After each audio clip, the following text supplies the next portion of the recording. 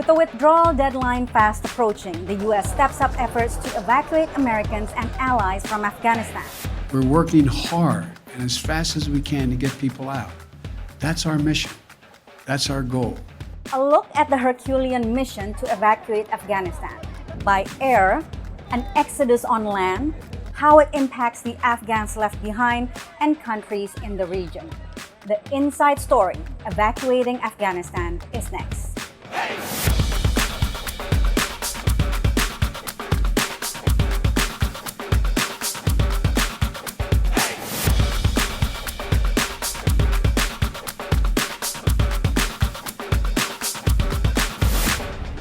Hi, I'm Patsy Widakuswara, VOA's senior White House correspondent. I'm at the White House where President Joe Biden has been briefed daily on the Afghan evacuation. Images of chaotic scenes from the Kabul airport have dominated coverage since the fall of the government. Frantic Afghans trying to flee the country, fearful of life under the Taliban. The Biden administration says they have taken control of the chaos, but the urgency and danger remain.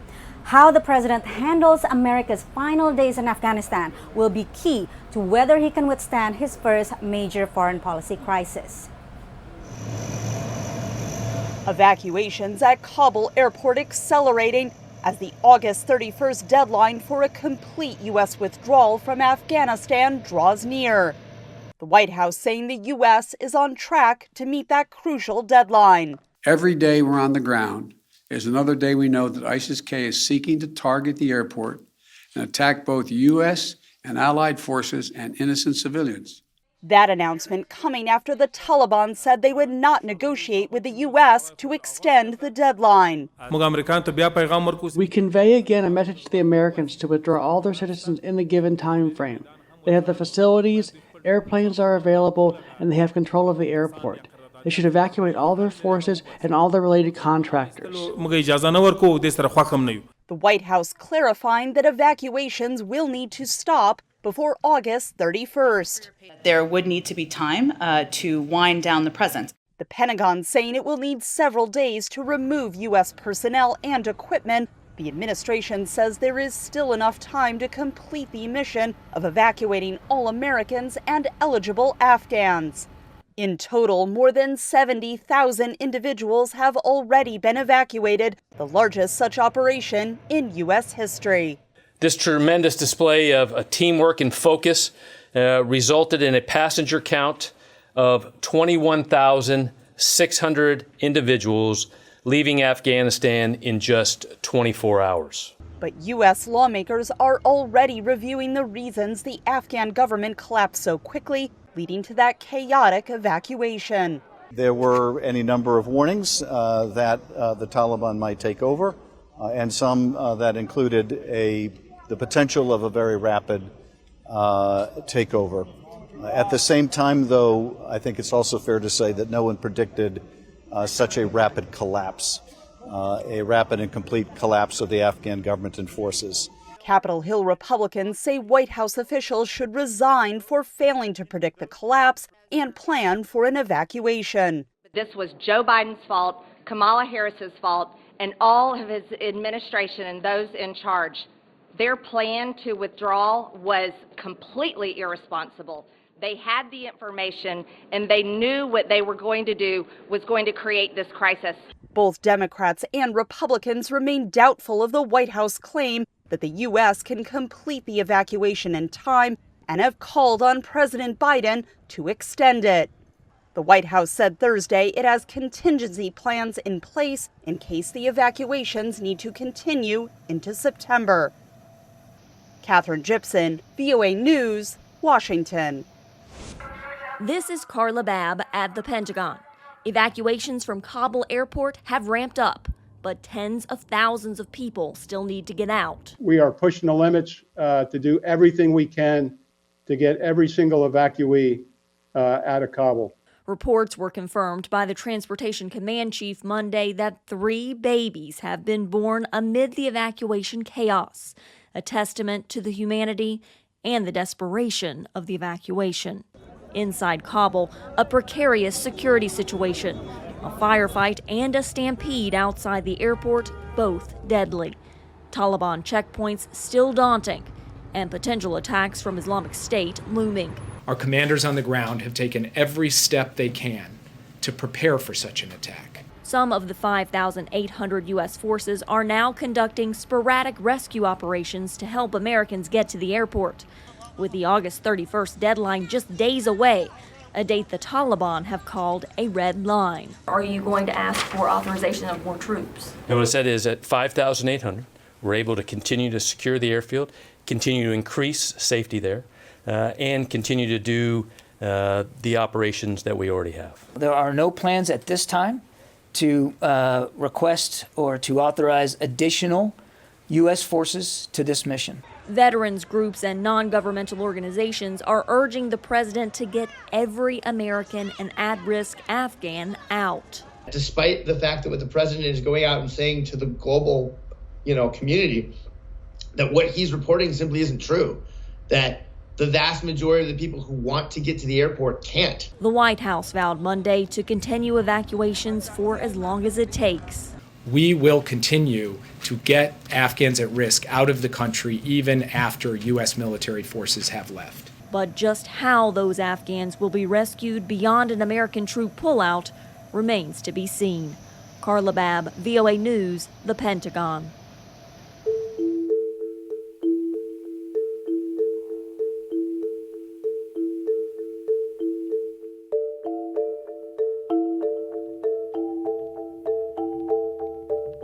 Landmark talks known as the intra-Afghan peace process are taking place between the Afghan government and the Taliban. Talks began September 2020. Both sides want a path to power sharing and a stop to what's described as Afghanistan's endless war. The Taliban brutally ruled Afghanistan from 1996 to 2001 under strict Sharia or Islamic law. The end came when the United States invaded in its search for Osama bin Laden after the deadly 9/11 terrorist attacks on U.S. soil. Afghanistan formed a government led by Hamid Karzai, who promoted democracy and an open society. But the Taliban retained strongholds. The Afghan government, with support from the U.S. and NATO, has fought a protracted war. The conflict has claimed some 157,000 lives, more than 43,000 of them civilians. The Taliban and Kabul set benchmarks for the peace talks. Kabul wants a ceasefire, a power-sharing agreement, and rights in the constitution to be upheld. The Taliban want all foreign troops to leave, the release of around 5,000 prisoners, and rights to be aligned with Islamic teachings. The US, NATO, and others want a permanent ceasefire, the ability to deal with terrorism, and a firm plan to ensure a peaceful future in Afghanistan. Afghans are wary of a peace deal. Since talks began, a series of attacks have targeted journalists, members of civil society, and women. Media freedom and women's rights are protected in Afghanistan's 2004 constitution. Since the fall of the Taliban, the country developed a thriving media scene with female journalists at the fore.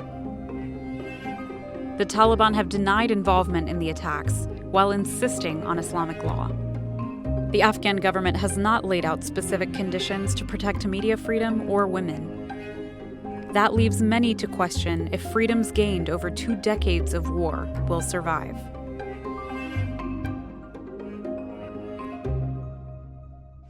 President Biden's resolve to stick to his deadline of August 31st to end the U.S. military mission in Afghanistan has many concerned that it is not enough time to get everyone out who wants to and needs to leave. More now from the president on his reasoning. We are currently on a pace to finish by August the 31st. The sooner we can finish, the better. Each day of operations brings added risk to our troops. But the completion by August 31st depends upon the Taliban continuing to cooperate and allow access to the airport for those who we're transporting out and no disruptions to our operations. In addition, I've asked the Pentagon and the State Department for contingency plans to adjust the timetable should that become necessary. Every day we're on the ground is another day we know that ISIS-K is seeking to target the airport and attacked both U.S. and allied forces and innocent civilians. At the same time, we renewed our humanitarian commitment to the Afghan people and supported a proposal by the Secretary General Guterres of the United Nations-led international response with unfettered humanitarian access in Afghanistan. Third, we talked about our mutual obligation to support refugees and evacuees currently fleeing Afghanistan. The United States will be a leader in these efforts, and will look to the international community and to our partners to do the same. We're already seeing our allies' commitment. They're bringing to their countries the Afghans who served alongside their forces as translators or in their embassies, just as we're bringing to the United States those Afghans who worked alongside our forces and diplomats. We're continuing that effort. We're conducting thorough security screening in the intermediate stops they're making for anyone who is not a U.S. citizen or a lawful permanent resident of the United States. Anyone arriving in the United States will have undergone a background check. And we must all work together to resettle thousands of Afghans who ultimately qualify for refugee status. The United States will do our part, and we are already working closely with refugee organizations to rebuild a system that was purposely destroyed by my predecessor. As the numbers show, Afghanistan is almost 3 times the size of the UK, with close to 40 million people and a very large number of refugees. Even before the Taliban takeover, 2.5 million Afghans have fled the country, accounting for 10% of the world's refugees. Most of the Afghans now fleeing the Taliban make their journey by foot, including a group who have just arrived in eastern Turkey. They spoke to VOA's Arif Aslan, who has this report narrated by Sirwan Kaijo. Afghan refugees who have recently settled in Turkey say they fled their country for fear that a Taliban takeover would endanger their lives. Shakiba is among those who made it to the eastern Turkish city of Van over the weekend as the Taliban seized Kabul. The Taliban scares us a lot. We couldn't have sat like this. We would have to be fully covered. They take young girls to Pakistan, and I was afraid of that, so I came here. Why would I leave my home and suffer the difficult journey filled with hunger and thirst just to come here? For many of these refugees, the journey is many days long, crossing from Afghanistan into Iran before arriving in Turkey. They say much of the journey is on foot under extreme weather conditions. But with the violence unfolding in Afghanistan, the refugees say life back home was becoming unbearable. One can't live in Afghanistan anymore. How much can you tolerate there? That's why all of us young people have left our country. You can't even make money to eat in Afghanistan. There's fighting during the day and night. To curb the influx of refugees, Turkey has begun building a concrete wall along its 295-kilometer-long border with Iran and increase its military presence in the area. Turkish officials said 156 kilometers of the wall have already been built. But for many Afghans, reaching safety in Turkey doesn't mean an end to their hardships. Even coming here, we walk around afraid of being deported because we cannot just go and work somewhere legally. We will do any work available, whether it's sweeping or waiting tables or even working in farms, because if we don't work, then there is no life for us. We have to work here.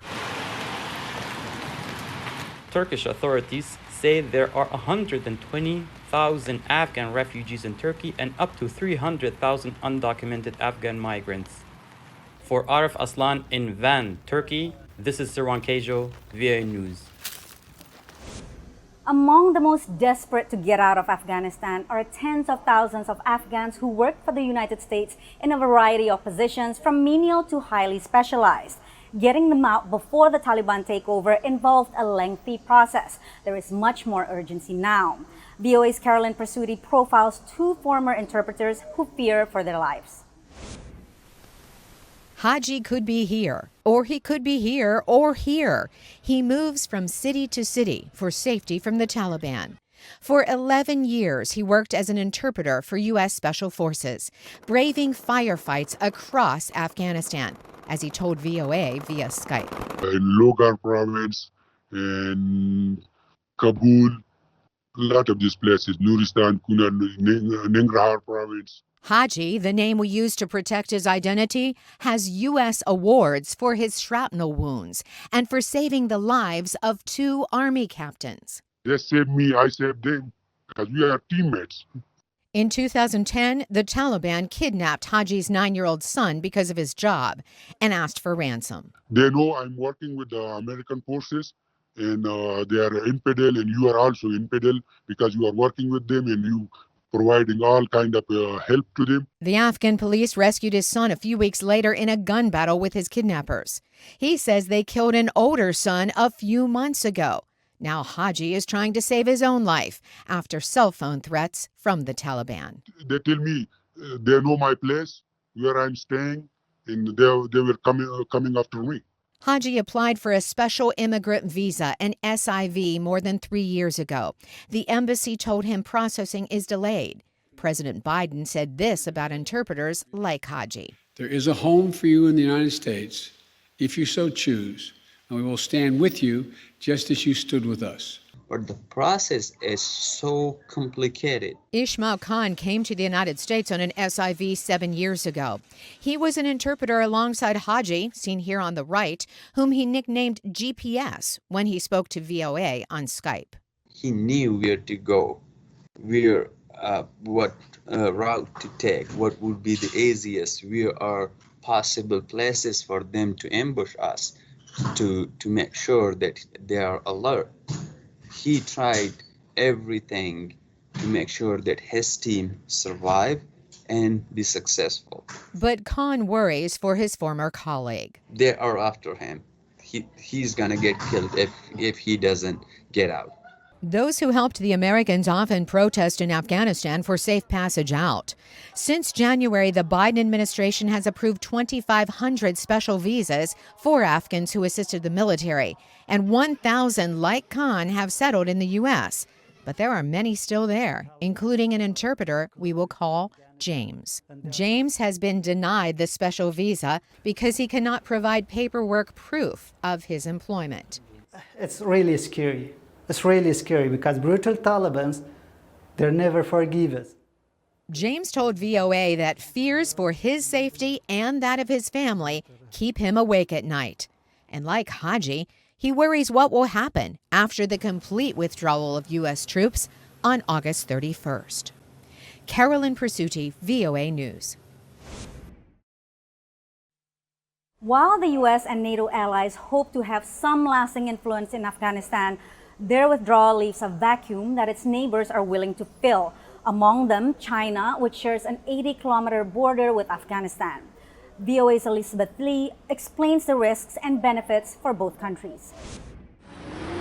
Long before the balance of power in Afghanistan changed swiftly, China had been paving the road for a relationship with the Taliban. On July 28th, China's foreign minister met with high-level Taliban officials in the Chinese city of Tianjin. But actually, in the week before that, President Xi had actually called and spoken to President Ghani and impressed his continued support for the Afghan government.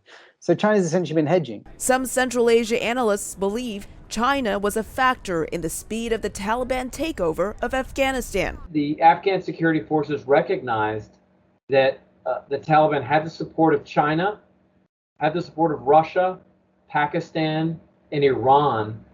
Most of the major countries in the region, probably with the exception of India. So morale was devastated. Some analysts say China's interests in Afghanistan include its mineral deposits and location relative to China's Belt and Road Initiative, which aims to expand China's political and economic influence to Europe through investment in infrastructure projects. While the vacuum left by the U.S. in Afghanistan could be an opportunity for China, analysts expect Beijing to be cautious. China still sees Afghanistan through this sort of obsessive graveyard of empires prism. They don't want to get sucked in. They think it's a risk. They think it's a trap. China's biggest concern is security. First of all, ensuring that there isn't a spillover of some of the security threats in Afghanistan to the wider neighborhood, where China has much more substantial economic, political, and strategic interests Certainly the case for Central Asia, and particularly, I think, in the case of Pakistan. With Chinese investments in transportation routes through Pakistan, the two countries share a need for stability. First, that Afghan soil should not be used against China. It shares a 50 miles long border with Afghanistan.